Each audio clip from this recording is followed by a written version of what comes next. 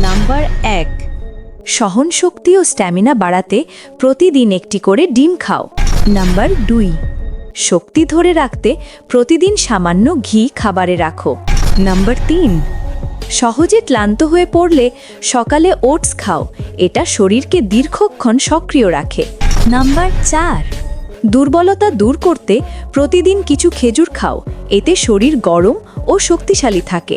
Number 5, তাৎক্ষণিক energy চাইলে সকালে 1 গ্লাস লাচ্ছি বা দইয়ের শরবত খাও।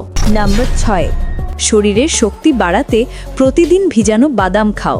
নাম্বার 7, সারাদিন ক্লান্ত লাগে, সকালে কুসুম গরম পানির সাথে মধু মিশিয়ে খাও, শরীর ফ্রেশ থাকবে। নাম্বার 8, দুর্বল লাগলে প্রতিদিন সকালে একটা কলা খাও, শরীরে এনার্জি আসবে। নাম্বার 9, শরীর ভেতর থেকে শক্ত রাখতে চাইলে শীতে কুমড়ার হালুয়া খাও, খুব উপকারী। নাম্বার 10, যাদের ওজন বাড়ছে না তারা প্রতিদিন 2টা কলা ও 1 গ্লাস দুধ খেতে পারো।